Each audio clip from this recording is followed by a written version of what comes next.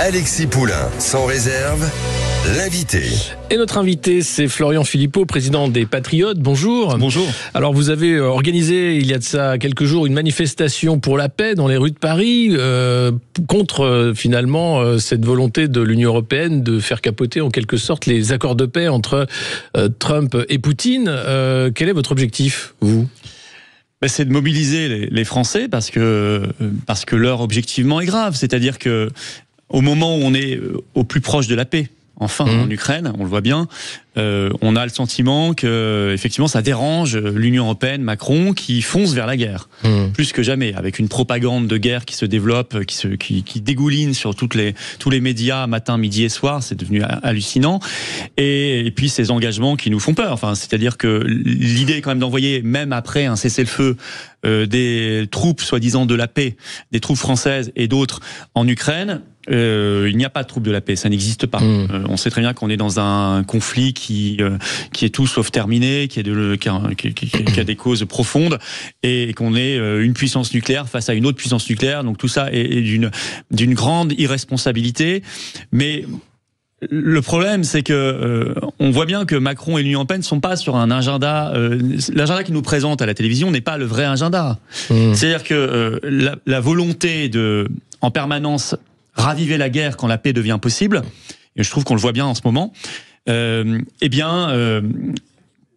un agenda. Et Macron a un agenda. Mais lequel ? Il a un agenda intérieur qui ressemble beaucoup à celui du Covid. C'est-à-dire qu'il a besoin de faire... les sondages, c'est ça. Hein. Oui, il a besoin de faire peur. Ça refait une image. Il ne gouverne pas par la conviction, en entraînant son peuple vers un projet d'espérance, un projet national. Non.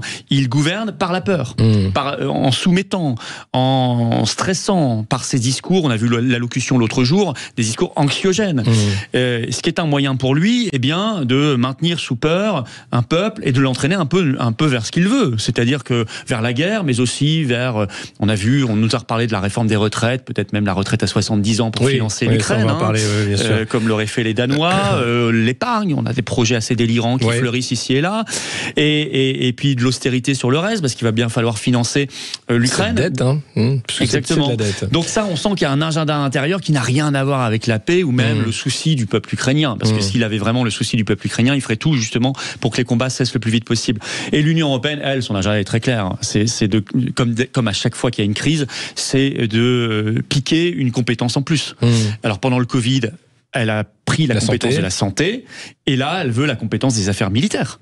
À terme, l'Union européenne, c'est Mario Draghi qui avait craché le morceau fin 2023, veut devenir un État. Un État a une armée. C'est la définition même d'un État. Un État, il doit avoir une armée. Il a déjà... Et une police. Oui, elle a déjà sa monnaie, ses frontières, son droit fédéral, son droit supranational, sa justice de plus en plus avec le parquet européen. Elle veut, effectivement, son armée et même notre dissuasion nucléaire avec ses projets qui sont très flous. Quand c'est flou, il y a un loup, comme dit l'autre. Et donc, on voit bien qu'il y a une volonté à terme de transférer, y compris la dissuasion nucléaire. Donc, Macron et l'Union européenne ont un agenda qui consiste à perpétuer la guerre quand la paix devient possible. Et c'est ça qu'on a voulu dénoncer. Il y avait du monde.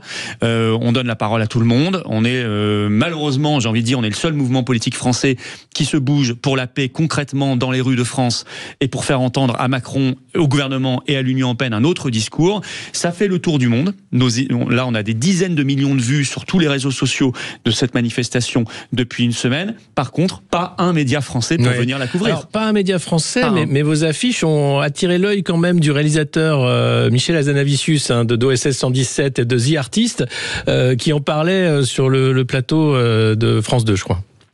Il y a en ce moment des affiches dans Paris avec marqué « Macron, on ne mourra pas pour l'Ukraine ».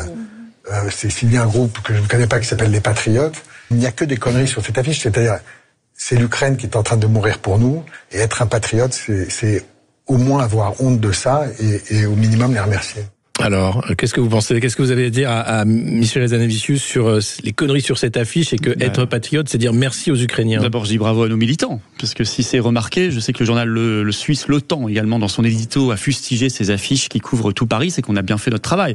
D'abord, je vois pas ce qu'il y a de connerie entre guillemets dans l'idée de dire qu'on ne mourra pas effectivement pour une guerre qui n'est pas la nôtre, pour une guerre qui est sciemment entretenue. On ne mourra pas effectivement pour donner à l'Union européenne la compétence militaire. On ne mourra pas pour BlackRock qui veut récupérer les contrats derrière de reconstruction. On ne mourra pas pour ces quelques oligarques qui veulent s'enrichir sur la guerre. On ne mourra pas pour des projets expansionnistes de l'OTAN et de l'Union européenne qui ont intérêt encore une fois à la guerre pour accroître leur emprise. Non, on ne mourra pas pour cela. Moi, je suis prêt à mourir pour une guerre quand c'est l'intérêt supérieur de la patrie, de la France, ma patrie, qui est en jeu. Ça, oui. Ça, sans aucun problème, et je sais que c'est le cas en premier lieu de nos soldats et notre armée française. Mais je ne mourrai certainement pas, et je ne me ruinerai pas non plus, parce qu'avant de mourir, on se ruine. Voilà, en plus, on va mourir ruiné. Parce qu'avant d'être tué, on va d'abord être ruiné, on va d'abord nous faire les poches. On nous fait déjà les poches depuis des années comme contribuables, puisque nous payons l'Ukraine. Là, Ursula von der Leyen vient d'annoncer 40 milliards supplémentaires pour l'Ukraine. Bon, ça veut dire 8 milliards payés par la France. Et maintenant, on va nous faire les poches en plus comme épargnants. Mais c'est quand même...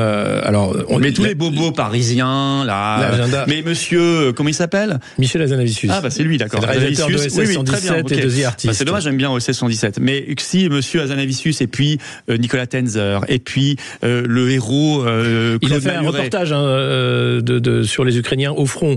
Donc lui parle de ces Ukrainiens qui meurent pas pour BlackRock, mais pour leurs frontières aussi. Eux sont patriotes, les Ukrainiens. Mais que les Ukrainiens se défendent, etc. Moi, je vais pas leur reprocher, mais on va pas nous s'impliquer dans toutes les guerres du monde. Face à la Russie, on voit bien que c'est un match... Vous savez, on avait les moyens de les aider lors des accords de Minsk. C'était même notre devoir puisque nous étions signataires. C'était François Hollande à l'époque, avec d'ailleurs l'Allemagne, Angela Merkel, et nous avons sciemment bafoué les accords de Minsk pour préparer, c'est Merkel qui avait craché le morceau et Hollande un peu plus tard, pour aider l'Ukraine à se préparer en fait à la guerre. Donc c'est un jeu de dupes depuis le départ. Si on avait voulu aider vraiment le peuple ukrainien, on aurait arrêté l'expansion de l'OTAN vers l'Est, comme nos puissances s'y étaient engagées à la chute de l'Union soviétique au début des années 90. Nous avons bafoué là aussi cette promesse. Donc qu'on me fasse pas croire qu'on veut aider les Ukrainiens. Non. On mène une guerre par proxy contre la Russie. C'est ça la réalité depuis le départ. Non, les États-Unis surtout. En réalité, c'était l'ancienne administration américaine. Tout était, toutes les anciennes administrations. D'ailleurs, la vraie rupture, c'est Trump. Mais de manière constante, les États-Unis. Il y a Brzezinski qui avait expliqué tout ça dans son livre Le Grand Échiquier en 97 et qui avait dit voilà, il faut séparer la Russie des pays européens parce que avec l'approvisionnement énergétique à bas coût et cet axe qui pourrait faire quelque chose en termes économiques, en termes politiques d'intéressant, eh bien, ça pourrait être une concurrence problématique pour les États-Unis et pour l'impérialisme américain. Donc ils ont réussi leur coup jusqu'au sabotage de Nord Stream en 2022. Ça, c'est un acte de guerre, mais ça vient pas de la Russie. Quand on nous dit il y a une menace russe, menace existentielle, non, foutaise, il n'y a aucune menace russe contre la France. Par contre, moi j'ai vu... Pour vous, il n'y a aucune menace russe contre la France? Il y a zéro menace russe contre la France. Alors ça... Tout ce qui est avancé sur quand même les actes d'espionnage... et les États-Unis qui écoutaient nos présidents de la République, et les États-Unis qui font sauter un gazoduc, c'est pas vieux, c'est en septembre 2022, c'est stratégique pour l'industrie allemande, pour l'industrie française. Mais là, les Allemands... Merz, par exemple, ne souhaitent pas rouvrir Nord Stream. Les Allemands continuent à être dans la logique des sanctions, alors que Américains et Russes vont reprendre des relations commerciales et diplomatiques. Nous, on est coupés définitivement. Quand vous avez à la tête de votre pays un traître, il va pas œuvrer dans le sens de l'intérêt national. Si Macron défendait les intérêts français, ça se saurait depuis longtemps. Alors toute sa carrière, il a fait quoi? Il a bradé Alstom, tous nos fleurons, puis il a bradé notre souveraineté, il a continué à le faire de manière accélérée, comme on l'a vu. Il nous emmène dans des guerres qui ne sont pas les nôtres, il nous a mis mal avec toutes nos zones d'influence comme l'Afrique, il a réussi à nous brouiller avec le monde entier. Donc Macron ne bosse pas pour l'intérêt français. Je pense que le chancelier Merz ne travaillera pas plus dans l'intérêt allemand. En réalité, vous avez à la tête des pays, alors vous avez des réseaux pour ça, les Young Leaders, etc. Vous avez à la tête des pays aussi en Grande-Bretagne, qui a signé quand même un accord de 100 ans d'aide à l'Ukraine, plus de 3 milliards par an, alors que l'économie anglaise rentre en récession. Tous les peuples, et Keir Starmer, c'est encore plus grave parce qu'il ne respecte même pas le Brexit. Mais il veut revenir dessus. Je vais vous dire, les Britanniques, ils ont fait la moitié du chemin. Au moins, ils ont voté le Brexit. On va parler. Si demain vous avez un Farage qui arrive à la tête du Royaume-Uni, immédiatement la politique changera du tout au tout. Sauf si l'élection est annulée. Sauf si l'élection est annulée à la roumaine, vous me direz. Ça semble être. Mais ce qu'il faut maintenant, c'est que les peuples, et c'est vraiment le cas dans l'Union européenne, les peuples reprennent la main et chassent les traîtres. Voilà, Macron est un traître.